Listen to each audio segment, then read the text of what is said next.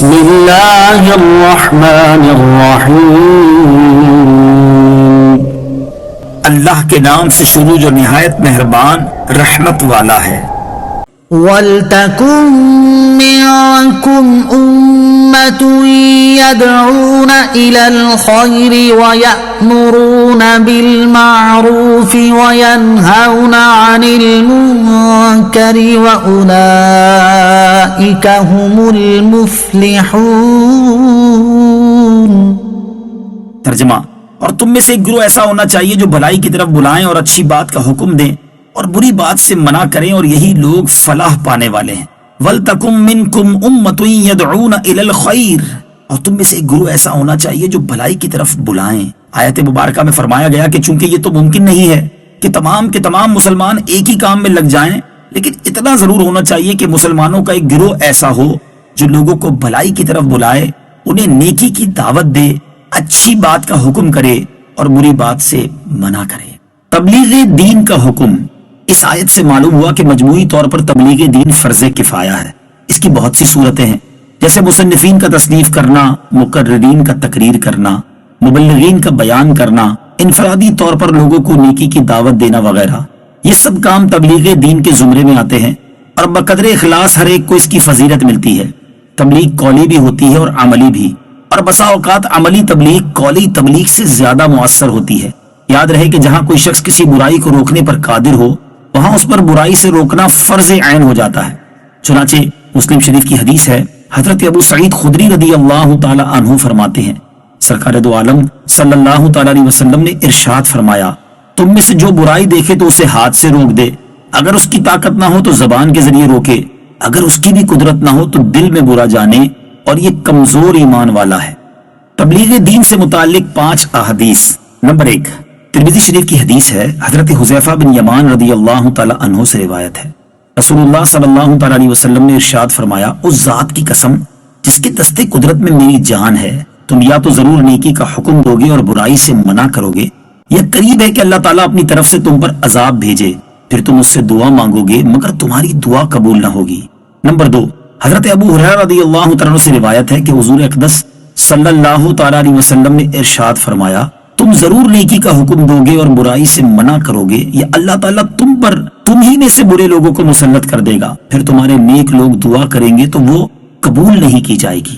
Number 3، حضرت عبداللہ ابن عباس رضی اللہ تعالی عنہما سے روایت ہے، سرکار دو عالم صلی اللہ تعالی علیہ وسلم نے ارشاد فرمایا، جو شخص کسی مقام پر کھڑے ہو کر حق بات کہہ سکتا ہے تو اس کے لیے درست نہیں کہ حق بات نہ کہے، کیونکہ حق بات کہنا اس کی موت کو مقدم کر سکتا ہے، نہ اس کے لکھے ہوئے رزق سے اسے محروم کر سکتا ہے۔ نمبر 4، حضرت عرس بن عمیرہ کندی رضی اللہ تعالیٰ عنہ سے روایت ہے، سرور کائنات علیہ الصلوۃ والسلام نے ارشاد فرمایا، جب زمین میں گناہ کیا جائے تو جو وہاں موجود ہے مگر اسے برا جانتا ہے وہ اس کی مثل ہے جو وہاں نہیں ہے، اور جو وہاں نہیں ہے مگر اس پر راضی ہے وہ اس کی مثل ہے جو وہاں حاضر ہے۔ نمبر 5، حضرت علی المرتضیٰ کرم اللہ تعالی وجہہ الکریم نے فرمایا کہ نیکیوں کا حکم کرنا اور برائیوں سے روکنا بہترین جہاد ہے۔ ہمارے معاشرے میں نیک کام کا حکم دینے اور برائی سے منع کرنے کے حوالے سے مجموعی طور پر صورتحال انتہائی افسوسناک ہے۔ حکام اپنی رعایا کے اعمال سے صرف نظر کیے ہوئے ہیں، عدل و انصاف کرنے اور مجرموں کو سزا دینے کے منصب پر فائز حضرات عدل و انصاف کی دھجیاں اڑانے اور مجرموں کی پشت پناہی کرنے میں لگے ہوئے ہیں۔ والدین اپنی اولاد، اساتذہ اپنے شاگردوں اور افسر اپنے نوکروں کے برے اعمال سے چشم پوشی کرتے نظر آ رہے ہیں۔ اسی طرح شوہر اپنی بیوی کو، بیوی اپنے شوہر کو، بھائی بہن اور عزیز رشتہ دار ایک دوسرے کو نیک کاموں کی ترغیب دیتے ہیں، نہ قدرت کے باوجود انہیں برے افعال سے روکتے ہیں۔ اور مسلمانوں کی اسی روش کا نتیجہ ہے کہ آج مسلم قوم دنیا بھر میں جس ذلت و رسوائی کا شکار ہے اس سے پہلے کبھی نہیں تھی، اور اسی وجہ سے رفتہ رفتہ یہ قوم تباہی کی طرف بڑھتی چلی جا رہی ہے۔ اس حقیقت کو اس حدیث میں انتہائی احسن انداز میں سمجھایا گیا ہے۔ چنانچہ حضرت نعمان بن بشیر رضی اللہ تعالی عنہ سے روایت ہے، حضور پرنور صلی اللہ تعالی علیہ وسلم نے ارشاد فرمایا، اللہ تعالیٰ کی حدود میں مداہنت کرنے والے، یعنی خلاف شرع چیز دیکھ کر قدرت کے باوجود منع نہ کرنے والے اور حدود اللہ میں واقع ہونے والے کی مثال یہ ہے کہ ایک قوم نے جہاز کے بارے میں قرعہ ڈالا، بعض اوپر کے حصے میں رہے، بعض نیچے کے حصے میں۔ نیچے والے پانی لینے اوپر جاتے اور پانی لے کر ان کے پاس سے گزرتے تو ان کو تکلیف ہوتی، انہوں نے اس کی شکایت کی تو نیچے والے نے کلاڑی لے کر نیچے کا تختہ کاٹنا شروع کر دیا۔ اوپر والوں نے دیکھا تو پوچھا کیا بات ہے کہ تختہ توڑ رہے ہو؟ اس نے کہا میں پانی لینے جاتا ہوں تو تم کو تکلیف ہوتی ہے اور پانی لینا مجھے ضروری ہے، لہٰذا میں تختہ توڑ کر یہیں سے پانی لے لوں گا اور تم لوگوں کو تکلیف نہ دوں گا۔ بس اس صورت میں اگر اوپر والوں نے اس کا ہاتھ پکڑ لیا اور تختہ کاٹنے سے روک دیا تو اسے بھی نجات دیں گے اور خود کو بھی بچا لیں گے، اور اگر چھوڑ دیا تو اسے بھی ہلاک کریں گے اور خود بھی ہلاک ہوں گے۔ دیکھے ہیں یہ دن اپنی ہی غفلت کی بدولت، سچ ہے کہ برے کام کا انجام برا ہے، جو کچھ بھی ہے سب اپنے ہی ہاتھوں کے ہیں کرتوت، شکوہ ہے زمانے کا نہ قسمت سے گلا ہے، فریاد ہے اے کشتی امت کے نگہباں، بیڑا یہ تباہی کے قریب آن لگا ہے۔ ولا تكونوا كالذين تفرقوا واختلفوا من بعد ما جاءهم البينات وأولئك لهم عذاب عظيم۔ ترجمہ، اور ان لوگوں کی طرح نہ ہونا جو آپس میں متفرق ہو گئے اور انہوں نے اپنے پاس روشن نشانیاں آ جانے کے بعد بھی آپس میں اختلاف کیا اور ان کے لیے بڑا عذاب ہے۔ وَلَا تَكُونُوا كَالَّذِينَ تَفَرَّقُوا، اور ان لوگوں کی طرح نہ ہونا جو آپس میں متفرق ہو گئے۔ ارشاد فرمایا کہ آپس میں تفرقہ بازی اور اختلافات میں نہ پڑ جانا، جیسا کہ یہود و نصارہ آپس میں اختلافات میں پڑ گئے اور ان میں ایک دوسرے کے ساتھ عناد اور دشمنی راسخ ہو گئی، یا آیت کا یہ معنی ہے کہ آپس میں اس طرح اختلاف و افتراق میں نہ پڑ جانا جیسے تم زمانہ اسلام سے پہلے جاہلیت کے وقت میں متفرق تھے اور تمہارے درمیان بغض و عناد تھا۔ اتفاق کا حکم اور اختلاف کے اسباب پیدا کرنے کی ممانعت۔ اس آیت میں مسلمانوں کو آپس میں اتفاق و اجتماع کا حکم دیا گیا اور اختلاف اور اس کے اسباب پیدا کرنے کی ممانعت فرمائی گئی ہے۔ احادیث میں بھی اس کی بہت تاکیدیں وارد ہیں اور مسلمانوں کی جماعت سے جدا ہونے کی سختی سے ممانعت فرمائی گئی ہے۔ حضرت عبداللہ ابن عمر رضی اللہ تعالی عنہما سے روایت ہے، ترمذی شریف کی حدیث ہے کہ سرکار دو عالم صلی اللہ تعالی علیہ وسلم نے فرمایا اللہ تعالیٰ میری امت کو گمراہی پر جمع نہ کرے گا اور اللہ تعالیٰ کا دست رحمت جماعت پر ہے، اور جو جماعت سے جدا ہوا وہ دوزخ میں گیا۔ ابن ماجہ کی حدیث ہے۔ حضرت انس بن مالک رضی اللہ تعالی عنہ سے روایت ہے، نبی اکرم صلی اللہ تعالی علیہ وآلہ وسلم نے ارشاد فرمایا میری امت گمراہی پر کبھی جمع نہ ہوگی، جب تم اختلاف دیکھو تو بڑی جماعت کو لازم پکڑ لو۔ آج کل جو فرقہ پیدا ہوتا ہے وہ اس حکم کی مخالفت کر کے ہی پیدا ہوتا ہے اور مسلمانوں میں تفرقہ اندازی کے جرم کا مرتکب ہوتا ہے، اور حدیث کے مطابق وہ شیطان کا شکار ہے۔ اللہ تعالیٰ ہمیں اس سے محفوظ فرمائے۔ خیال رہے کہ نا اتفاقی اور پھوٹ کا مجرم وہ شخص ہوگا جو مسلمانوں کا راستہ چھوڑ کر نئی راہ نکالے، جو اسلام کی راہ پر قائم ہے وہ مجرم نہیں۔ يوم تبيض وجوه وتسود وجوه فأما الذين اسودت وجوههم أكفرتم بعد إيمانكم فذوقوا العذاب بما كنتم تكفرون۔ ترجمہ، جس دن کئی چہرے روشن ہوں گے اور کئی چہرے سیاہ ہوں گے تو وہ لوگ جن کے چہرے سیاہ ہوں گے ان سے کہا جائے گا کہ کیا تم ایمان لانے کے بعد کافر ہوئے تھے؟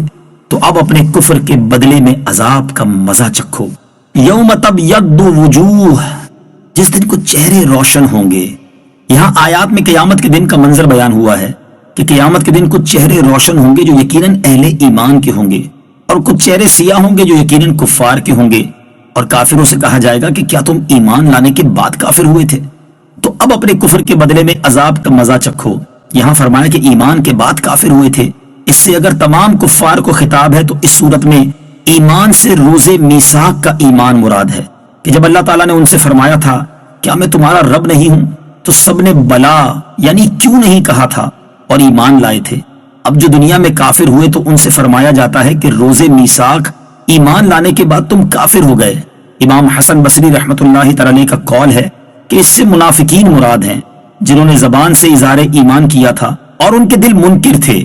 حضرت اکرمہ رضی اللہ تعالیٰ عنہ نے کہا کہ اس سے مراد اہل کتاب ہیں جو رسول اکرم علیہ الصلوۃ والسلام کی بعثت سے پہلے تو حضور اقدس صلی اللہ تعالی علیہ وسلم پر ایمان لائے اور ظہور کے بعد آپ علیہ الصلوۃ والسلام کا انکار کر کے کافر ہو گئے۔ ایک قول یہ ہے کہ اس کی مخاطب مرتدین ہیں جو اسلام لا کر پھر گئے اور کافر ہو گئے۔ ان سے کہا جائے گا کہ اپنے کفر کے بدلے اب عذاب کا مزہ چکھو۔ وَأَمَّا الَّذِينَ ابْيَضَّتْ وُجُوهُهُمْ فَفِي رَحْمَةِ اللَّهِ هُمْ فِيهَا خَالِدُونَ۔ ترجمہ، اور وہ لوگ جن کے چہرے سفید ہوں گے وہ اللہ کی رحمت میں ہوں گے، وہ ہمیشہ اس میں رہیں گے۔ ففی رحمت اللہ، تو اللہ کی رحمت میں ہوں گے، یعنی اللہ تعالیٰ کی اطاعت گزار مومن اللہ تعالیٰ کی رحمت کی جگہ جنت میں ہوں گے اور وہ ہمیشہ اس میں رہیں گے۔ اللہ تعالیٰ اپنے اطاعت گزار اہل ایمان کے بارے میں ایک اور مقام پر ارشاد فرماتا ہے، لِلَّذِينَ أَحْسَنُوا الْحُسْنَى وَزِيَادَةٌ وَلَا يَرْهَقُ وُجُوهَهُمْ قَتَرٌ وَلَا ذِلَّةٌ أُولَئِكَ أَصْحَابُ الْجَنَّةِ هُمْ فِيهَا خَالِدُونَ۔ ترجمہ، بھلائی کرنے والوں کے لیے بھلائی ہے اور اس سے بھی زیادہ ہے، اور ان کے منہ پر نہ سیاہی چھائی ہوگی اور نہ ذلت، یہی جنت والے ہیں، وہ اس میں ہمیشہ رہیں گے۔ وجوه يومئذ مسفرة ضاحكة مستبشرة۔ ترجمہ، بہت سے چہرے اس دن روشن ہوں گے، ہنستے ہوئے خوشیاں مناتے ہوں گے۔ قیامت کے دن روشن چہرے والے لوگ، روشن چہرے والوں سے مراد کون لوگ ہیں؟ ان روایات کی روشنی میں دیکھیں، تفسیر در منصور میں ہے، حضرت عبداللہ ابن عباس رضی اللہ تعالیٰ عنہ اس آیت تبیض وجوہ وتسود وجوہ کے بارے میں فرماتے ہیں، تبیض وجوہ اہل السنہ والجماعہ وتسود وجوہ اہل البدع والضلالہ، یعنی قیامت کے دن اہل سنت کے چہرے چمکتے ہوں گے اور بدعتی و گمراہوں کے چہرے سیاہ ہوں گے۔ اور اسی میں حضرت عبداللہ ابن عمر رضی اللہ تعالیٰ عنہ سے ایک حدیث شریف روایت ہے کہ تاجدار رسالت صلی اللہ تعالیٰ علیہ وسلم نے اللہ تعالیٰ کے اس فرمان تبیض وجوہ وتسود وجوہ کے بارے میں فرمایا کہ تبیض وجوہ اہل السنہ وتسود وجوہ اہل البدع، قیامت کے دن اہل سنت والجماعت کے چہرے سفید چمکتے ہوں گے اور گمراہوں کے چہرے سیاہ ہوں گے۔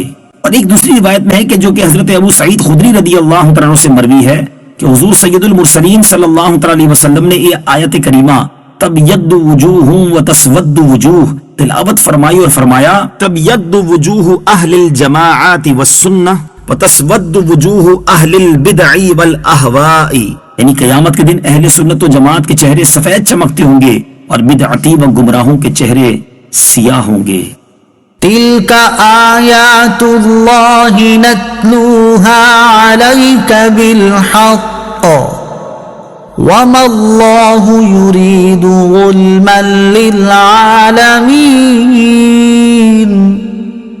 وَلِلَّهِ مَا فِي السَّمَاوَاتِ وَمَا فِي الْأَرْضِ وَإِلَى اللَّهِ تُرْجَعُ الْأُمُورُ۔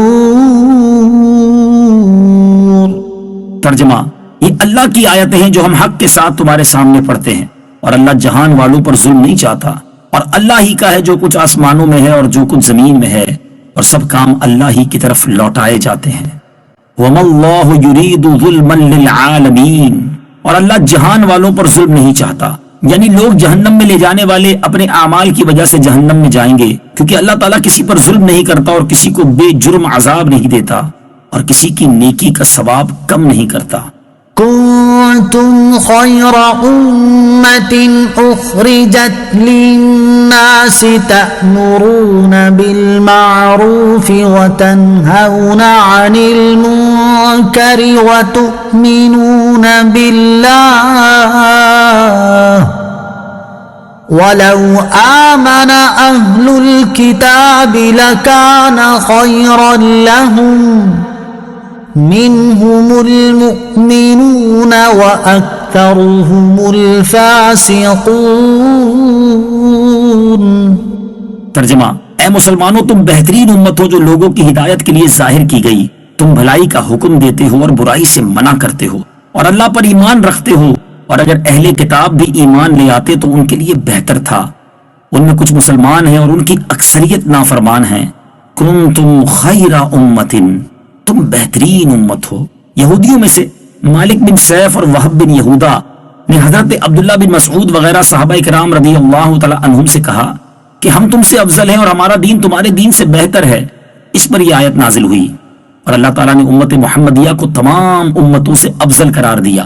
حضرت علی المرتضیٰ کرم اللہ تعالی وجہہ الکریم سے روایت ہے کہ حضور پر نور صلی اللہ تعالی علیہ وآلہ وسلم نے ارشاد فرمایا مجھے وہ کچھ عطا کیا گیا جو کسی اور نبی کو عطا نہیں کیا گیا. ہم نے عرض کی یا رسول اللہ صلی اللہ تعالی علیہ وسلم وہ کیا ہے؟ ارشاد فرمایا روب کے ساتھ میری مدد کی گئی, مجھے زمین کی کنجیاں عطا کی گئی, میرا نام احمد رکھا گیا, میرے لیے مٹی کو پاکیزہ کرنے والی بنا دیا گیا اور میری امت کو بہترین امت بنا دیا گیا. اس امت کا اتحاد شرعی دلیل ہے. چونکہ یہ بہترین امت ہے اس لیے اس امت کا اتفاق و اتحاد بہت بڑی دلیل شرعی ہے. جو اس سے ہٹ کر چلے وہ گمراہی کے راستے پر ہے. چنانچہ قرآن پاک میں ہے ومن يشاقق الرسول من بعد ما تبين له الهدى ويتبع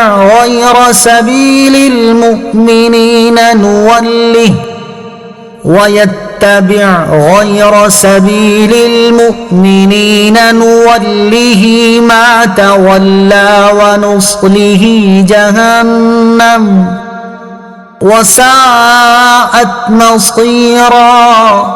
ترجمہ اور جو اس کے بعد کہ اس کے لیے ہدایت بالکل واضح ہو چکی رسول کی مخالفت کرے اور مسلمانوں کے راستے سے جدا راستے کی پیروی کرے تو ہم اسے ادھر ہی پھیر دیں گے جدھر وہ پھر گیا ہے اور اسے جہنم میں داخل کریں گے اور وہ کتنی بری لوٹنے کی جگہ ہے.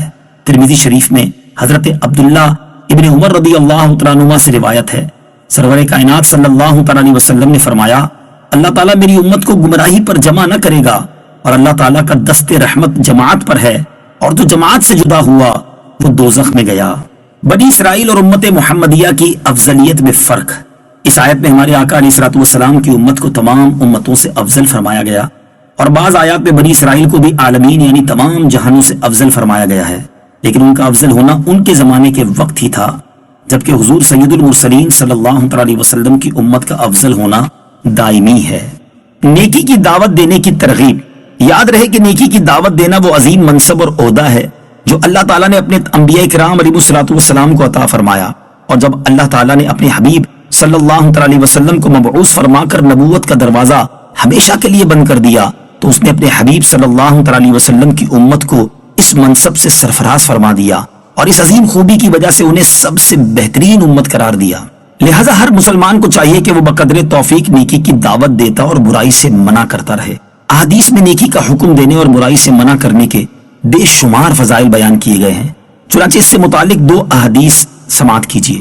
ایک حدیث میں ہے کہ حضور پر نور صلی اللہ تعالی علیہ وسلم سے عرض کی گئی لوگوں میں بہترین کون ہے؟ ارشاد فرمایا اپنے رب عز و جل سے زیادہ ڈرنے والا, رشتہ داروں سے صلہ رحمی زیادہ کرنے والا, سب سے زیادہ نیکی کا حکم دینے والا اور سب سے زیادہ برائی سے منع کرنے والا سب سے بہتر ہے. نمبر 2, حضرت انس بن مالک رضی اللہ تعالیٰ عنہ سے روایت ہے سرکار دو عالم صلی اللہ تعالیٰ علیہ وسلم نے ارشاد فرمایا کیا میں تمہیں ایسے لوگوں کے بارے میں خبر نہ دوں جو نہ انبیاء علیہ الصلوۃ والسلام میں سے ہیں اور نہ شہداء میں سے, لیکن قیامت کے دن انبیاء علیہ الصلوۃ والسلام اور شہداء اللہ تعالیٰ کی بارگاہ میں ان کا مقام دیکھ کر رشک کریں گے. وہ لوگ نور کے منبروں پر ہوں گے. صحابہ کرام نے عرض کی وہ کون لوگ ہیں؟ ارشاد فرمایا یہ وہ لوگ ہیں جو اللہ تعالیٰ کے بندوں کو اللہ تعالیٰ کا پیارا بندہ بنا دیتے ہیں اور اللہ تعالیٰ کو اس کے بندوں کا محبوب بنا دیتے ہیں اور وہ لوگوں کو نصیحت کرتے ہوئے زمین پر چلتے ہیں. میں نے عرض کی وہ اللہ تعالیٰ کو اللہ تعالیٰ کے بندوں کا محبوب بنا دیتے ہیں, یہ بات تو سمجھ میں آ رہی ہے, لیکن وہ اللہ تعالیٰ کے بندوں کو اللہ تعالیٰ کا پیارا بندہ کیسے بناتے ہیں؟ ارشاد فرمایا وہ لوگوں کو اللہ تعالیٰ کے پسندیدہ کاموں کا حکم دیتے ہیں اور اللہ تعالیٰ کے ناپسندیدہ کاموں سے منع کرتے ہیں. تو جب لوگ ان کی اطاعت کرتے ہیں تو اللہ تعالیٰ ان سے محبت فرمانے لگتا ہے. وَلَوْ آمَنَ أَهْلُ الْكِتَابِ, اور اگر اہل کتاب بھی ایمان لے آتے, یعنی اگر اہل کتاب بھی سید الانبیاء محمد مصطفیٰ صلی اللہ تعالی علیہ وسلم پر ایمان لے آتے تو ان کے لیے بھی بہتر ہوتا, لیکن ان میں کچھ ہی لوگ ایمان والے ہوئے, جیسے یہودیوں میں سے حضرت عبداللہ بن سلام رضی اللہ تعالیٰ عنہ اور ان کے ساتھی, اور عیسائیوں میں سے حضرت نجاشی اور ان کے ساتھی رضی اللہ تعالیٰ عنہم. اس کے برعکس یہود و نصارہ کی اکثریت نے اسلام قبول نہ کیا. لن يضروكم إلا أذى وَإِن يُقَاتِلُوكُمْ يُوَلُّوكُمُ الْأَدْبَارَ ثُمَّ لَا يُنصَرُونَ۔ ترجمہ، یہ تمہیں ستانے کے علاوہ کوئی نقصان نہیں پہنچا سکیں گے، اور اگر تم سے لڑیں گے تو تمہارے سامنے سے پیٹ پھیر جائیں گے، پھر ان کی مدد نہیں کی جائے گی۔ لَن يَضُرُّوكُمْ إِلَّا أَذًى، یہ تمہیں ستانے کے علاوہ کوئی نقصان نہیں پہنچا سکیں گے۔ یہودیوں میں سے جو لوگ اسلام لائے تھے، جیسے حضرت عبداللہ بن سلام اور ان کے ساتھی رضی اللہ تعالی عنہم، یہودیوں کے سردار ان کے دشمن ہو گئے تھے اور انہیں تکلیف پہنچانے کی فکر میں لگے رہتے۔ اس پر یہ آیت نازل ہوئی، اور اللہ تعالیٰ نے ایمان لانے والوں کو مطمئن کر دیا کہ زبانی طعن و تشنی اور دھمکیوں کے علاوہ یہ ان مسلمانوں کو کوئی تکلیف نہ پہنچا سکیں گے، اور غلبہ مسلمانوں ہی کو حاصل ہوگا، اور یہودیوں کا انجام ذلت اور رسوائی ہوگا، اور اگر یہ اہل کتاب مسلمانوں کے مقابلے میں آئے تو پیٹ پھیر کر بھاگ جائیں گے اور تمہارے مقابلے کی تاب نہ لا سکیں گے۔ یہ غیبی خبریں ایسی ہی واقع ہوئیں۔ بعد میں صحابہ کرام رضی اللہ تعالی عنہم نے شام، روم وغیرہ تمام علاقوں میں فتح حاصل کی، اور یوں ہی یہ غیبی خبر پوری ہوئی۔ ضربت عليهم الذلة أينما ثقفوا إلا بحبل من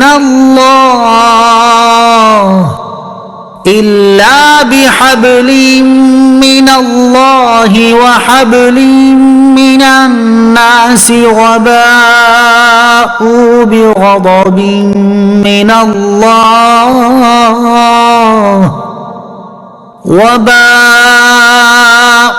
بغضب من الله وضربت عليهم المسكنة ذلك بأنهم كانوا يكفرون بآيات الله ويقتلون الأنبياء بغير حق ذلك بما عصوا وكانوا يعتدون۔ ترجمہ، یہ جہاں بھی پائے جائیں ان پر ذلت مسلط کر دی گئی، سوائے اس کے کہ انہیں اللہ کی طرف سے سہارا مل جائے یا لوگوں کی طرف سے سہارا مل جائے۔ یہ اللہ کے غضب کے مستحق ہیں، اور ان پر محتاجی مسلط کر دی گئی۔ یہ اس وجہ سے ہے کہ وہ اللہ کی آیتوں کے ساتھ کفر کرتے تھے اور نبیوں کو ناحق شہید کرتے تھے، اور اس لیے کہ وہ نافرمان اور سرکش تھے۔ ضربت علیہم الذلہ، ان پر ذلت مسلط کر دی گئی۔ اس آیت میں بیان فرمایا گیا کہ یہودیوں پر ذلت اور محتاجی لازم کر دی گئی ہے، اور ساتھ ہی ساتھ اس آیت میں استثناء بھی ہے، الا بحبل من اللہ وحبل من الناس، سوائے اس کے کہ انہیں اللہ کی طرف سے سہارا مل جائے یا لوگوں کی طرف سے سہارا مل جائے۔ استثناء کے آنے سے معنی یہ بن گیا کہ یہودی ذلت و خواری سے کسی صورت اور کسی طرح نہیں بچ سکتے، مگر اللہ عز و جل کی رسی کے ساتھ اور لوگوں کی رسی کے ساتھ۔ اللہ کی رسی کے ساتھ یوں کہ یہودی مسلمان ہو جائیں تو خواری سے بچ سکتے ہیں اور حقیقی عزت حاصل کر سکتے ہیں، اور لوگوں کی رسی کی صورت یہ ہے کہ لوگوں سے عہد و پیمان کریں، اسلامی حکومت کے ذمہ بن جائیں، یہ کافر حکومتوں سے بھیک مانگیں اور تعاون حاصل کریں تو دنیاوی عزت پا سکتے ہیں، اور ایسی صورت میں ان کی سلطنت بھی بن سکتی ہے۔ فی زمانہ اگر دنیا کے کسی خطے میں کفار کے تعاون سے یہودی سلطنت وجود میں آئی ہے تو اس حکومت کا قائم ہونا قرآن کریم یا اسلام کی صداقت کے خلاف نہیں، بلکہ قرآن کریم کی صداقت کی بڑی صاف اور واضح دلیل ہے کہ بحسب استثناء بحبل من الناس، صدیوں سے ذلیل و خوار یہودیوں کی ایک جماعت کو دنیاوی عزت مل گئی۔ لیسوا سواء من اہل الكتاب امت قائمت یتلون آیات اللہ آناء اللیل وهم یسجدون۔ ترجمہ، یہ سب ایک جیسے نہیں۔ اہل کتاب میں کچھ وہ لوگ بھی ہیں جو حق پر قائم ہیں، وہ رات کے لمحات میں اللہ کی آیتوں کی تلاوت کرتے ہیں اور سجدہ کرتے ہیں۔ لیسوا سواء، یہ سب ایک جیسے نہیں۔ جب حضرت عبداللہ بن سلام رضی اللہ تعالیٰ عنہ اور ان کے ساتھی ایمان لائے تو یہودی علماء نے جل کر کہا کہ محمد مصطفیٰ صلی اللہ تعالیٰ علیہ وسلم پر ہم میں سے جو ایمان لائے ہیں وہ برے لوگ ہیں، اگر یہ برے نہ ہوتے تو اپنے باپ دادا کا دین نہ چھوڑتے۔ اس پر یہ آیت نازل فرمائی گئی اور بتا دیا گیا کہ تاجدار رسالت صلی اللہ تعالیٰ علیہ وسلم کی غلامی میں آنے والے ہی تو کام کے آدمی ہیں، بقیہ کا حال تو انتہائی بدتر ہے۔ حضرت عطا رحمت اللہ تعالی کا قول ہے کہ یہاں جن لوگوں کی تعریف کی گئی ہے اس سے علاقہ نجران کے 40 آدمی، حبشہ کے 32 آدمی اور روم کے 8 آدمی مراد ہیں کہ جو دین عیسوی پر تھے، پھر حضور سید المرسلین صلی اللہ تعالی علیہ وسلم پر ایمان لائے۔ آیت مبارکہ یتلون آیات اللہ آناء اللیل سے معلوم ہونے والے احکام۔ اس آیت مبارکہ سے معلوم ہوا کہ نماز تہجد بہت اعلیٰ عبادت ہے، کہ یہاں رات کو اٹھ کر عبادت کرنے والوں کی بطور خاص تعریف کی گئی ہے۔ اس سے نماز عشاء و تہجد دونوں ہی مراد ہو سکتے ہیں۔ اور یہ بھی معلوم ہوا کہ نماز کے ارکان میں سجدہ بہت افضل ہے، کہ سجدے کا بھی بطور خاص تذکرہ کیا گیا ہے۔ یہ بھی معلوم ہوا کہ رات کی عبادت، نماز اور تلاوت دن کی ان عبادات سے افضل ہے، کیونکہ جو دل کی یکسوئی رات میں میسر ہوتی ہے دن میں نصیب نہیں ہوتی۔ ہمارے بزرگان دین اپنی راتیں عبادت و تلاوت میں گزارا کرتے تھے۔ چنانچہ حضرت حسین بن علی کرابیسی رحمۃ اللہ تعالی نے فرماتے ہیں، میں نے کئی بار امام شافعی کے ساتھ رات گزاری اور میں نے دیکھا کہ آپ رضی اللہ تعالیٰ عنہ 1/3 رات تک نماز پڑھتے اور 50 آیات سے زیادہ تلاوت نہ کرتے، اگر کبھی زیادہ پڑھتے تو بھی 100 آیات تک پہنچتے۔ جب کسی آیت رحمت کی تلاوت کرتے تو بارگاہ الہی میں اپنے لیے اور تمام مومنین کے لیے رحمت ملنے کی دعا کرتے، اور جب یہ آیت عذاب پڑھتے تو اس سے پناہ طلب کرتے اور اپنے لیے اور تمام مسلمانوں کے لیے اللہ تعالیٰ کی بارگاہ میں نجات کی دعا کرتے۔ حضرت فاطمہ بنت عبد الملک رحمۃ اللہ تعالی فرماتی ہیں، ہو سکتا ہے کوئی شخص حضرت عمر بن عبدالعزیز رضی اللہ تعالیٰ عنہ سے زیادہ نماز پڑھتا اور روزے رکھتا ہو، لیکن میں نے لوگوں میں کوئی ایسا شخص کبھی نہیں دیکھا جو حضرت عمر بن عبدالعزیز رضی اللہ تعالیٰ عنہ سے زیادہ اپنے رب سے ڈرتا ہو۔ آپ رات کے وقت جب گھر تشریف لاتے تو سجدے میں سر رکھ کر روتے اور دعا کرتے رہتے، یہاں تک کہ نیند آپ کی آنکھوں پر غالب آ جاتی، اور رات میں پھر جب بیدار ہوتے تو اسی طرح کرتے۔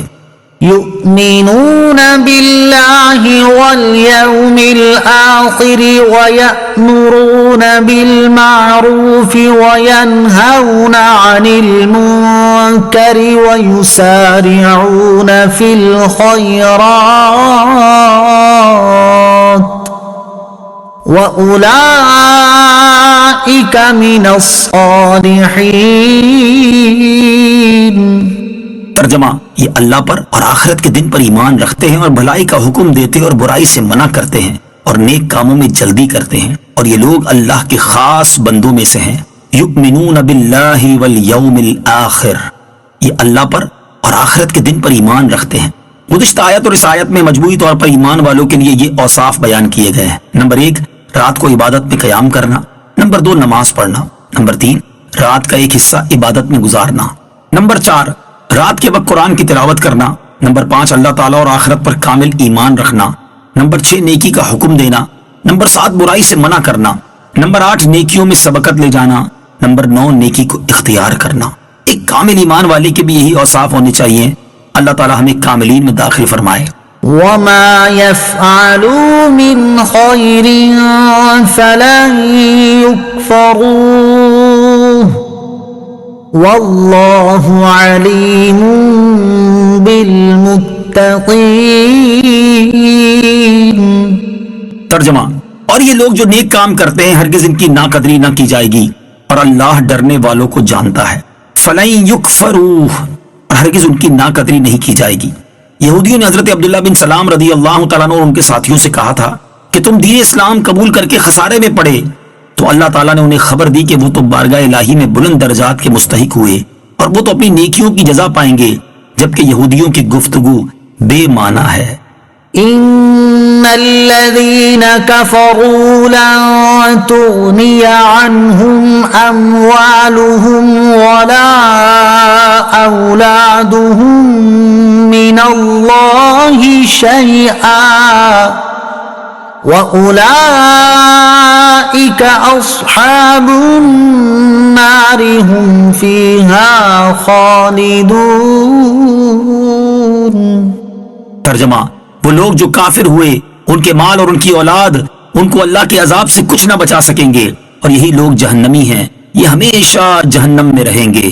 لن تغنی عنہم اموالہم ولا اولادہم من اللہ شیئا، ان کے مال اور ان کی اولاد ان کو اللہ کے عذاب سے کچھ بچا نہ سکیں گے۔ شان نزول، یہ آیت بنی قریظہ اور بنی نذیر کے بارے میں نازل ہوئی۔ یہودی سرداروں نے مال و دولت کی خاطر سرکار علی وقار مدینے کے تاجدار صلی اللہ تعالی علیہ وسلم کے ساتھ دشمنی کی تھی۔ اللہ تعالیٰ نے اس آیت میں ارشاد فرمایا کہ ان کے مال و اولاد ان کے کچھ کام نہ آئیں گے، یہ سرکار اقدس صلی اللہ تعالی علیہ وسلم کی دشمنی میں ناحق اپنی عاقبت برباد کر رہے ہیں۔ ایک قول یہ ہے کہ یہ آیت مشرکین قریش کے بارے میں نازل ہوئی کیونکہ ابو جہل کو اپنی دولت پر بڑا فخر تھا، اور ایک قول یہ ہے کہ یہ آیت تمام کفار کے متعلق عام ہے۔ ان سب کو بتایا گیا کہ مال و اولاد میں سے کوئی بھی کام آنے والا اور عذاب الہی سے بچانے والا نہیں، صرف رسول اکرم علیہ الصلوۃ والسلام کے دامن سے وابستہ ہونا ہی نجات کا ذریعہ ہے۔ مثل ما ينفقون في هذه الحياة الدنيا كمثل ريح فيها صر أصابت حرث قوم ظلموا أنفسهم فأهلكته وما ظلمهم الله ولكن أنفسهم يظلمون۔ ترجمہ، اس دنیاوی زندگی میں جو خرچ کرتے ہیں اس کی مثال اس ہوا جیسی ہے جس میں شدید ٹھنڈ ہو۔ وہ ہوا کسی ایسی قوم کی کھیتی کو جا پہنچے جنہوں نے اپنی جانوں پر ظلم کیا ہو تو وہ ہوا اس کھیتی کو ہلاک کر دے، اور اللہ نے ان پر ظلم نہیں کیا بلکہ وہ خود اپنی جانوں پر ظلم کرتے ہیں۔ مثل ما ينفقون في هذه الحياة الدنيا، اس دنیاوی زندگی میں خرچ کرنے والوں کی مثال۔ اس آیت میں کافر کے خرچ اور ریاکاری کے طور پر خرچ کرنے والے کی مثال بیان فرمائی گئی کہ ان کے خرچ کو ان کا کفر یا ریاکاری ایسے تباہ کر دیتی ہے جیسے برفانی ہوا کھیتی کو برباد کر دیتی ہے، اور ان کے ساتھ یہ معاملہ کوئی ظلم و زیادتی نہیں بلکہ یہ ان کے کفر یا نفاق یا ریاکاری کا انجام ہے، تو یہ خود ان کا اپنی جانوں پر ظلم ہے۔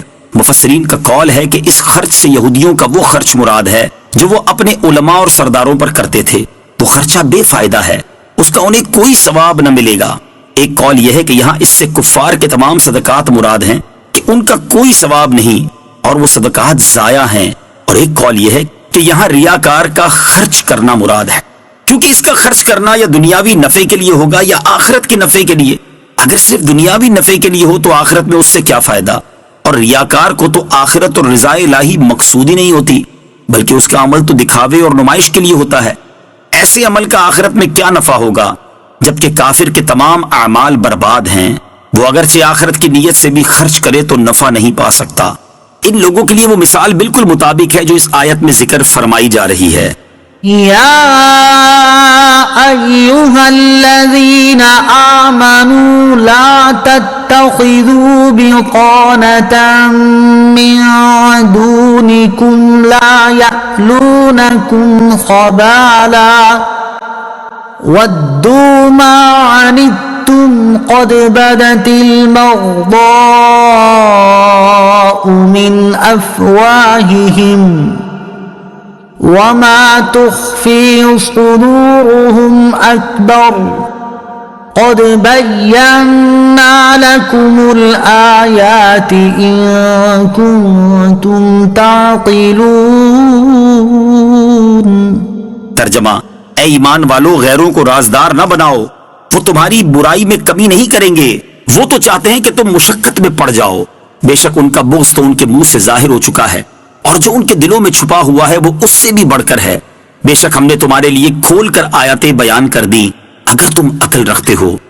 لا تتخذوا بطانة من دونکم، غیروں کو رازدار نہ بناؤ۔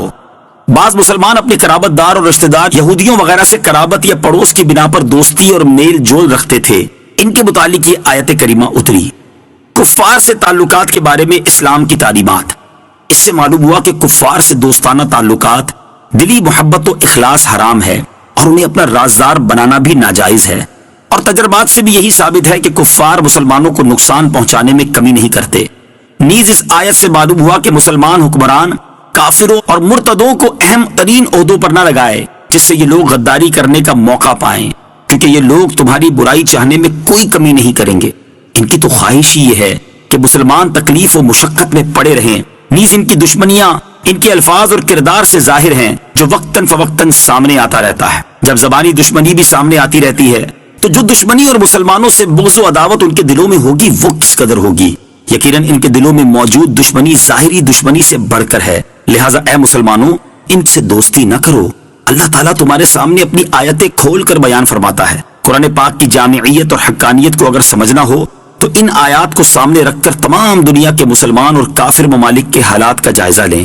کیا اللہ تعالیٰ نے جو کچھ بیان فرمایا وہ قطعی طور پر حق اور سچ نہیں ہے؟ یقیناً سچ ہے. تاریخ عالم، تاریخ اسلام اور موجودہ حالات تمام کے تمام قرآن کی ان آیات کی صداقت پر دلالت کر رہے ہیں. لیکن افسوس کہ ابھی بھی ہماری آنکھیں خواب غفلت میں ہیں.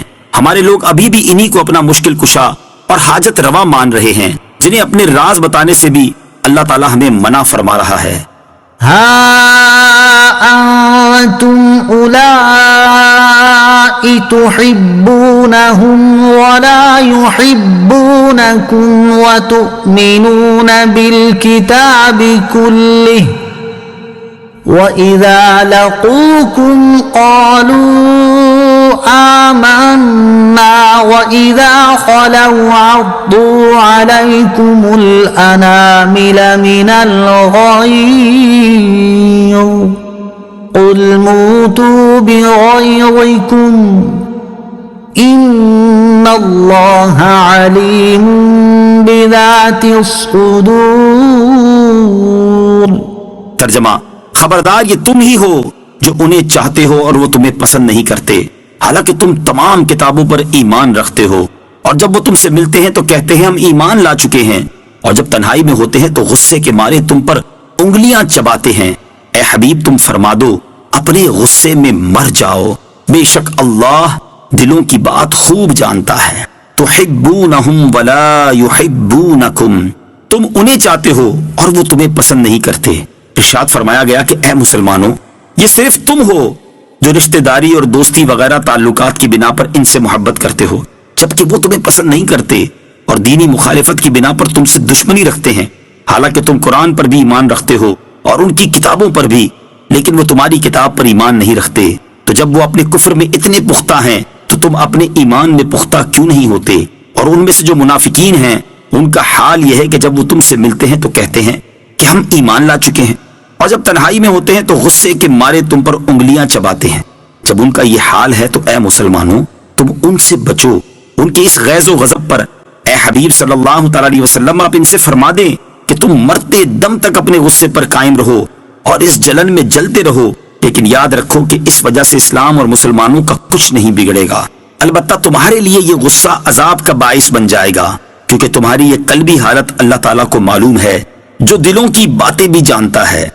إن تمسسكم حسنة تسؤهم وإن تصبكم سيئة يفرحوا بها وإن تصبروا وتتقوا لا يضركم كيدهم شيئا إن الله بما يعملون محيط. ترجمہ: اگر تمہیں کوئی بھلائی پہنچے تو انہیں برا لگتا ہے، اور اگر تمہیں کوئی برائی پہنچے تو اس پر خوش ہوتے ہیں، اور اگر تم صبر کرو اور تقوی اختیار کرو تو ان کا مکر و فریب تمہارا کچھ نہیں بگاڑ سکے گا. بے شک اللہ ان کے تمام کاموں کو گھیرے میں لیے ہوئے ہے. ان تمسسکم حسنۃ تسؤہم، اگر تمہیں کوئی بھلائی پہنچے تو انہیں برا لگتا ہے. کفار کی عمومی حالت یہ ہے کہ اگر مسلمانوں کو کوئی بھلائی پہنچے تو انہیں برا لگتا ہے، اور اگر مسلمانوں کو کوئی تکلیف پہنچے تو وہ خوش ہوتے ہیں. لہٰذا مسلمانوں کو کافروں سے محبت و دوستی نہیں رکھنی چاہیے. ان کے مقابلے میں مسلمان اگر صبر اور تقوی کو اپنا شعار بنا لے تو کافروں کا کوئی داؤ مسلمانوں پر نہ چل سکے گا. وَإِذْ غَدَوْتَ مِنْ أَهْلِكَ تُبَوِّئُ الْمُؤْمِنِينَ مَقَاعِدَ لِلْقِتَالِ وَاللَّهُ سَمِيعٌ عَلِيمٌ. ترجمہ: اور یاد کرو اے حبیب جب صبح کے وقت تم اپنے دولت خانے سے نکل کر مسلمانوں کو لڑائی کے مورچوں پر مقرر کر رہے تھے، اور اللہ سننے والا جاننے والا ہے. وَإِذْ غَدَوْتَ مِنْ أَهْلِكَ، اور یاد کرو اے حبیب جب صبح کے وقت تم اپنے دولت خانے سے نکلے. یہاں سے غزوہ احد کا بیان ہو رہا ہے اور اس کے بعد غزوہ بدر کا تذکرہ ہے.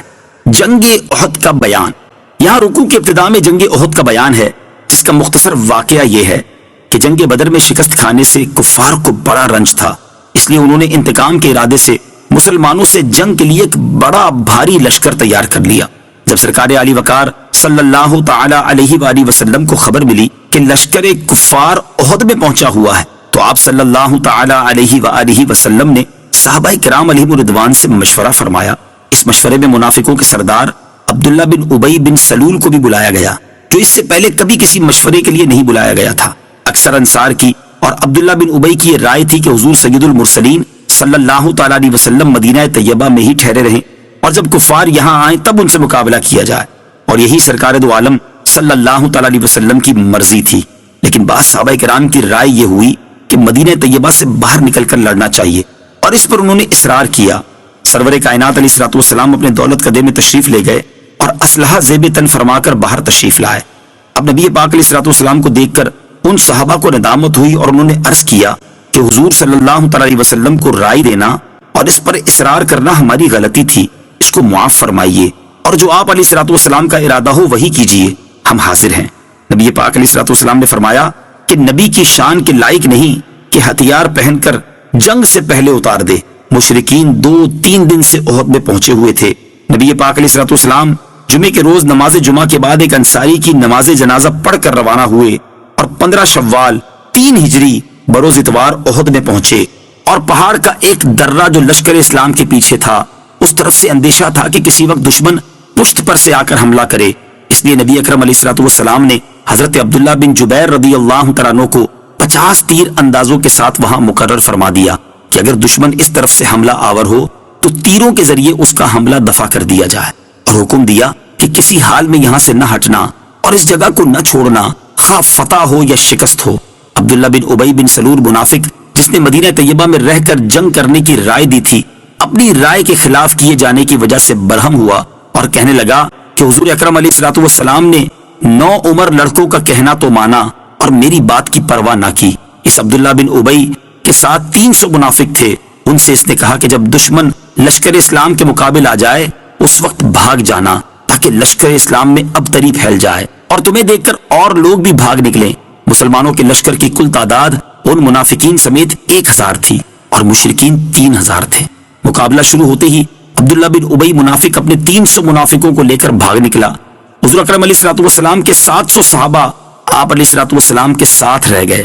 اللہ تعالیٰ نے ان کو ثابت قدم رکھا یہاں تک کہ مشرکین کو شکست ہوئی۔ مسلمان مشرکوں کے پیچھے بھاگے تو پہاڑی درے پہ موجود صحابہ کرام بھی بھاگتے ہوئے مشرکین کے پیچھے پڑ گئے، اور تاجدار رسالت صلی اللہ تعالی علیہ وآلہ وسلم نے جہاں قائم رہنے کے لیے فرمایا تھا وہاں قائم نہ رہے۔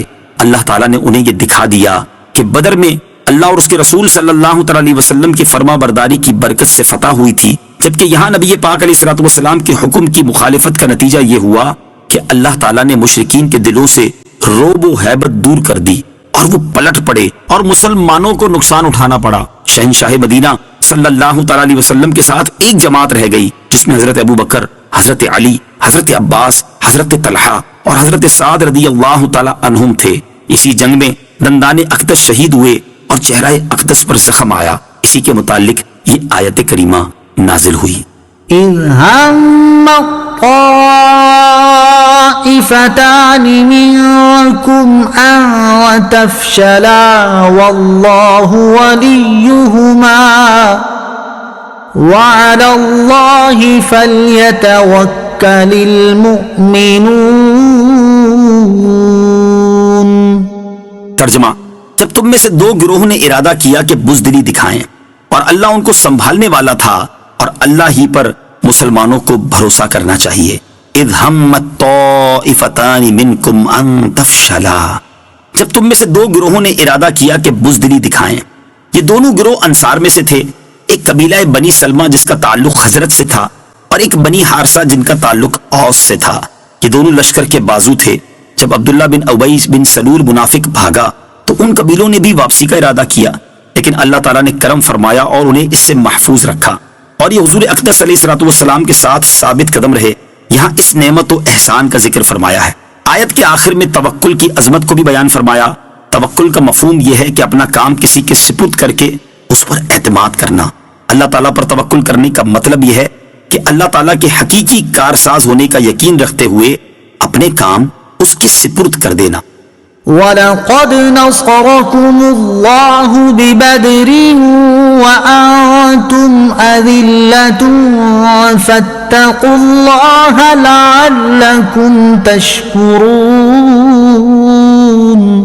ترجمہ: اور بے شک اللہ نے بدر میں تمہاری مدد کی جب تم بالکل بے سر و سامان تھے، تو اللہ سے ڈرتے رہو تاکہ تم شکر گزار بن جاؤ۔ وَلَقَدْ نَصَرَكُمُ اللَّهُ بِبَدْرٍ، اور بے شک اللہ نے بدر میں تمہاری مدد کی۔ یا اللہ عز و جل اپنے عظیم احسان کو بیان فرما رہا ہے کہ غزوہ بدر میں جب مسلمانوں کی تعداد بھی کم تھی اور ان کے پاس ہتھیاروں اور سواروں کی بھی کمی تھی، جبکہ کفار تعداد اور جنگی قوت میں مسلمانوں سے کئی گنا زیادہ تھے، اس حالت میں اللہ تعالیٰ نے مسلمانوں کی مدد فرمائی اور کفار پر فتح و کامرانی عطا فرمائی۔ جنگ بدر 17 رمضان 2 ہجری میں جمعہ کے دن ہوئی۔ مسلمان 313 تھے جبکہ کفار تقریباً 1000۔ بدر ایک کنواں ہے جو ایک شخص بدر بن عامر نے کھودا تھا، اس کے نام پر اس علاقے کا نام بدر ہو گیا۔ یہ علاقہ مکہ مکرمہ اور مدینہ منورہ کے درمیان ہے۔ اللہ تعالیٰ کے نیک بندوں کا مدد کرنا در حقیقت اللہ تعالیٰ کا مدد کرنا ہے۔ اس آیت مبارکہ سے اہل سنت کا ایک عظیم عقیدہ واضح طور پر ثابت ہوتا ہے، وہ یہ کہ جنگ بدر میں مسلمانوں کی مدد کے لیے فرشتے نازل ہوئے، جیسا کہ اگلی آیتوں میں موجود ہے۔ جنگ میں فرشتے لڑے، انہوں نے مسلمانوں کی مدد کی، لیکن ان کی مدد کو اللہ تعالیٰ فرما رہا ہے کہ بدر میں اللہ تعالیٰ نے تمہاری مدد فرمائی۔ اس سے معلوم ہوا کہ اللہ عز و جل کے پیارے جب اللہ تعالیٰ کی اجازت سے مدد فرماتے ہیں تو وہ اللہ ہی کی مدد ہوتی ہے، لہٰذا انبیاء اور اولیاء جو مدد فرمائیں وہ اللہ تعالیٰ ہی کی مدد قرار پائے گی اور اسے کفر و شرک نہیں کہا جائے گا۔ إذ تقول للمؤمنين ألن يكفيكم أن يمدكم ربكم ب3,000 من الملائكة منزلين بلى إن تصبروا وتتقوا ويأتوكم من فورهم هذا يمددكم ربكم ب5,000 من الملائكة مسومين۔ ترجمہ: یاد کرو اے حبیب جب تم مسلمانوں سے فرما رہے تھے کہ کیا تمہیں یہ کافی نہیں کہ تمہارا رب 3000 فرشتے اتار کر تمہاری مدد کرے؟ ہاں کیوں نہیں، اگر تم صبر کرو اور تقوی اختیار کرو اور کافر اسی وقت تمہارے اوپر حملہ آور ہو جائیں تو تمہارا رب 5000 نشان والے فرشتوں کے ساتھ تمہاری مدد فرمائے گا۔ اذ تقول للمؤمنین، جب تم مسلمانوں سے فرما رہے تھے۔ شہنشاہ مدینہ صلی اللہ علیہ وسلم نے صحابہ کرام علیہم رضوان کو حوصلہ دیتے ہوئے اور ان کی ہمت بڑھاتے ہوئے ارشاد فرمایا کہ تم اپنی ہمت بلند رکھو، کیا تمہیں یہ کافی نہیں ہے کہ اللہ تعالیٰ 3000 فرشتے اتار کر تمہاری مدد فرمائے؟ اس کے بعد فرمان ہے کہ 3000 فرشتوں کے ساتھ ہی نہیں بلکہ اگر تم صبر و تقوی اختیار کرو اور اس وقت دشمن تم پر حملہ آور ہو جائیں تو اللہ تعالیٰ 5000 ممتاز فرشتوں کے ساتھ تمہاری مدد فرمائے گا۔ یہ ایک غیبی خبر تھی جو بعد میں پوری ہوئی اور صحابہ کرام رضی اللہ تعالیٰ عنہم کے صبر و تقوی کی بدولت اللہ تعالیٰ نے 5000 فرشتوں کو نازل فرمایا جنہوں نے میدان بدر میں مسلمانوں کی مدد کی۔ واقعہ بدر سے معلوم ہونے والے مسائل۔ اس آیت اور واقعے سے 3 باتیں معلوم ہوئیں۔ نمبر 1، بدر میں شرکت کرنے والے تمام مہاجرین و انصار صابر اور متقی ہیں کیونکہ اللہ تعالیٰ نے اپنی مدد اتارنے کے لیے صبر اور تقوی کی شرط رکھی تھی، اور چونکہ فرشتے بعد میں نازل ہوئے تو اس سے معلوم ہوا کہ شرط پائی گئی تھی، یعنی صحابہ کرام رضی اللہ تعالیٰ عنہم نے صبر و تقوی کا مظاہرہ کیا، لہٰذا صحابہ کرام رضی اللہ تعالیٰ عنہم کے صبر اور تقوی پر قرآن گواہ ہے۔ نمبر 2، بدر میں تشریف لانے والے فرشتے دوسرے فرشتوں سے افضل ہیں کہ رب عز و جل نے ان پر خاص نشان لگا دیے تھے جن سے وہ دوسروں سے ممتاز ہو گئے، اور احادیث میں اس کی صراحت بھی موجود ہے کہ بدر میں اترنے والے فرشتے دوسرے فرشتوں سے افضل ہیں۔ نمبر 3، سرور عالم علیہ الصلوۃ والسلام کی خدمت اور مجاہدین کی مدد اعلیٰ عبادت ہے کہ یہ فرشتے حضور اقدس علیہ الصلوۃ والسلام کی خدمت اور صحابہ کرام کی مدد کے لیے نازل ہوئے اور دوسرے فرشتوں سے افضل قرار پائے، لہٰذا حضور پر نور صلی اللہ علیہ وسلم کے صحابہ کرام تمام مسلمانوں سے افضل ہیں کہ یہ وہ خوش نصیب حضرات ہیں جنہیں حضور سید المرسلین صلی اللہ تعالیٰ علیہ وسلم کی خدمت نصیب ہوئی۔ حدیث میں ہے اللہ تعالیٰ نے اصحاب بدر کے بارے میں فرمایا تم جو چاہے عمل کرو تمہارے لیے جنت واجب ہو چکی ہے۔ شہداء بدر ہی کی فضیلت پر ضمناً دلالت کرنے والی یہ حدیث بھی سماعت کیجیے۔ حضرت انس رضی اللہ تعالیٰ عنہ فرماتے ہیں غزوہ بدر کے دن حضرت حارثہ رضی اللہ تعالیٰ عنہ شہید ہو گئے، تو ان کی والدہ نے نبی پاک علیہ الصلوۃ والسلام کی بارگاہ میں حاضر ہو کر عرض کی، یا رسول اللہ صلی اللہ تعالی علیہ وسلم، آپ کو بخوبی معلوم ہے کہ مجھے حارثہ کتنا پیارا تھا، اگر وہ جنت میں ہے تو میں صبر کروں اور ثواب کی امید رکھوں، اور اگر خدا نہ خواستہ معاملہ برعکس ہے تو آپ دیکھیں گے کہ میں کیا کرتی ہوں۔ نبی پاک علیہ الصلوۃ والسلام نے ارشاد فرمایا، تجھ پر افسوس ہے، کیا تو پگلی ہو گئی ہے؟ کیا خدا کی ایک ہی جنت ہے؟ اس کی جنتیں تو بہت ساری ہیں، اور بے شک حارثہ رضی اللہ تعالی عنہ جنت الفردوس میں ہے۔ وما جعله الله إلا بشرى لكم ولتطمئن قلوبكم به وما النصر إلا من عند الله العزيز الحكيم۔ ترجمہ، اور اللہ نے اس امداد کو صرف تمہاری خوشی کے لیے کیا، اور اس لیے کہ اس سے تمہارے دلوں کو چین ملے، اور مدد صرف اللہ کی طرف سے ہوتی ہے جو زبردست ہے، حکمت والا ہے۔ وما جعلہ اللہ الا بشرا لکم، اور اللہ نے اس امداد کو صرف تمہاری خوشی کے لیے کیا۔ فرمایا گیا کہ اللہ تعالیٰ نے فرشتوں کو اتار کر جو تمہاری مدد فرمائی وہ صرف تمہاری خوشی کے لیے کی، اور اس لیے کہ اس سے تمہارے دلوں کو اطمینان نصیب ہو، اور دشمن کی کثرت اور اپنی قلت سے تمہیں پریشانی اور بے قراری نہ ہو۔ مسلمانوں کو ویسے ہی یہ بات یاد رکھنی چاہیے کہ حقیقی مدد اسباب سے نہیں بلکہ اللہ عز و جل کی طرف سے ہوتی ہے، لہٰذا چاہیے کہ بندہ صرف اسباب پر نہیں بلکہ مسبب الاسباب پر نظر رکھے اور اسی پر توکل کرے۔ صحابہ کرام رضی اللہ تعالی عنہم کی عظمت اس آیت سے بھی معلوم ہوا کہ صحابہ کرام علیہم رضوان کی خوشی اللہ تعالیٰ کو محبوب ہے کہ ان کی خوشی کے لیے ان کی مدد کی گئی۔ ليقطع طرفا من الذين كفروا أو يكبتهم فينقلبوا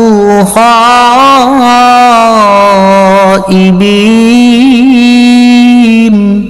ترجمہ، اس لیے کہ وہ کافروں کا ایک حصہ کاٹ دے یا انہیں ذلیل و رسوا کر دے تو وہ نامراد ہو کر لوٹ جائیں۔ لِيَقْطَعَ طَرَفًا مِّنَ الَّذِينَ كَفَرُوا، اس لیے کہ وہ کافروں کا ایک حصہ کاٹ دے۔ اللہ تعالیٰ نے مسلمانوں کی مدد اس لیے بھی فرمائی کہ کافروں کے بڑے بڑے سردار مارے جائیں، گرفتار کیے جائیں، اور اس کے ذریعے کافروں کی قوت ختم ہو۔ چنانچہ بدر میں ایسا ہی ہوا۔ ليس لك من الأمر شيء أو يتوب عليهم أو يعذبهم فإنهم ظالمون ولله ما في السماوات وما في الأرض يغفر لمن يشاء ويعذب من يشاء والله غفور رحيم۔ ترجمہ، اے حبیب، آپ کا اس معاملے سے کوئی تعلق نہیں، اللہ چاہے تو انہیں توبہ کی توفیق دے دے اور چاہے تو انہیں عذاب میں ڈال دے، کیونکہ یہ ظالم ہیں، اور اللہ ہی کا ہے جو کچھ آسمانوں میں ہے اور جو کچھ زمین میں ہے، جسے چاہے بخشے اور جسے چاہے عذاب کرے، اور اللہ بخشنے والا مہربان ہے۔ لیس لک من الامر شیء، اے حبیب آپ کا اس معاملے سے کوئی تعلق نہیں۔ ہجرت کے چوتھے سال سفر کے مہینے میں سرکار علی وقار صلی اللہ تعالی علیہ وسلم نے 70 قاری صحابہ کرام علیہم رضوان کو مکہ اور عصفان کے درمیان ایک جگہ بیر معونہ کی طرف بھیجا تاکہ وہاں لوگوں کو قرآن پاک اور دینی مسائل کی تعلیم دیں۔ عامر بن طفیل نے دھوکے سے انہیں شہید کر دیا۔ ان کافروں کے خلاف حضور سید المرسلین صلی اللہ تعالی علیہ وسلم نے بربادی کی دعا کا ارادہ فرمایا تو اللہ تعالیٰ نے آپ علیہ الصلوۃ والسلام کو روک دیا۔ اس کے متعلق یہ آیت کریمہ اتری اور فرما دیا گیا کہ آپ علیہ الصلوۃ والسلام ان کے لیے کوئی دعا نہ کرے، ان کا معاملہ اللہ تعالیٰ پر چھوڑ دے۔ اللہ تعالیٰ چاہے تو انہیں توبہ کی توفیق دے اور چاہے تو عذاب دے۔ یہ حضور اقدس علیہ الصلوۃ والسلام کی وہ مبارک تربیت ہے جو رب العالمین عز و جل نے خود فرمائی اور ہر جگہ اپنے حبیب علیہ الصلوۃ والسلام کی کامل رہنمائی فرمائی۔ يا أيها الذين آمنوا لا تأكلوا الربا أضعافا مضاعفة واتقوا الله لعلكم تفلحون۔ ترجمہ، اے ایمان والو، دگنا در دگنا سود نہ کھاؤ اور اللہ سے ڈرو اس امید پر کہ تمہیں کامیابی مل جائے۔ لا تأكلوا الربا أضعافا مضاعفة دگنا در دگنا سود نہ کھاؤ۔ اس آیت میں سود کھانے سے منع کیا گیا اور اسے حرام قرار دیا گیا۔ زمانہ جاہلیت میں سود کی ایک صورت یہ بھی رائج تھی کہ جب سود کی ادائیگی کی مدت آتی، اگر اس وقت مقروض ادا نہ کر پاتا تو قرض خواہ سود کی مقدار میں اضافہ کر دیتا، اور یہ عمل مسلسل کیا جاتا رہتا۔ اسے دگنا در دگنا کہا جا رہا ہے۔ سود سے متعلق وعیدیں، سود حرام قطعی ہے، اسے حلال جاننے والا کافر ہے۔ قرآن و حدیث میں اس کے متعلق سخت وعیدیں بیان ہوئی ہیں۔ سورہ بقرہ کی آیت 275، 276 اور 278 میں بھی سود کی حرمت کا بیان موجود ہے، اور حدیث میں ہے۔ نمبر 1، حضرت جابر بن عبداللہ رضی اللہ تعالیٰ عنہ سے روایت ہے، اور یہ مسلم شریف کی حدیث ہے کہ حضور سید المرسلین صلی اللہ تعالی علیہ وآلہ وسلم نے سود کھانے والے، کھلانے والے، سود لکھنے والے اور اس کی گواہی دینے والے پر لعنت فرمائی، اور فرمایا کہ یہ سب اس گناہ میں برابر ہیں۔ حضرت عبداللہ بن مسعود رضی اللہ تعالیٰ عنہ سے روایت ہے، حضور اقدس صلی اللہ تعالی علیہ وآلہ وسلم نے ارشاد فرمایا، سود کا گناہ 73 درجے ہے، ان میں سب سے چھوٹا یہ ہے کہ آدمی اپنی ماں سے زنا کرے۔ نمبر 3، حضرت انس بن مالک رضی اللہ تعالیٰ عنہ سے روایت ہے، سرور کائنات علیہ الصلوۃ والسلام نے ارشاد فرمایا، سود کا 1 درہم جو آدمی کو ملتا ہے اس کے 36 بار بدکاری کرنے سے زیادہ برا ہے۔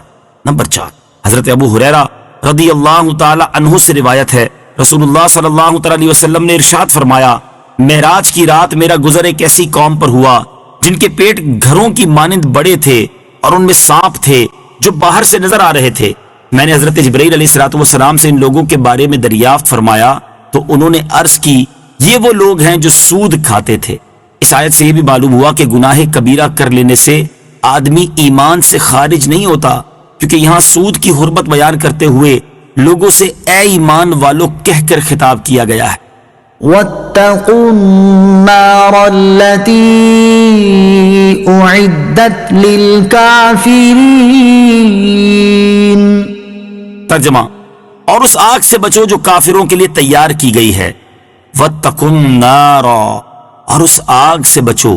حضرت عبداللہ بن عباس رضی اللہ تعالیٰ عنہما نے فرمایا، اس آیت میں ایمانداروں کو تہدید یعنی دھمکی ہے کہ سود وغیرہ جو چیزیں اللہ عز و جل نے حرام فرمائی ہیں ان کو حلال نہ جانے، کیونکہ حرام قطعی کو حلال جاننا کفر ہے۔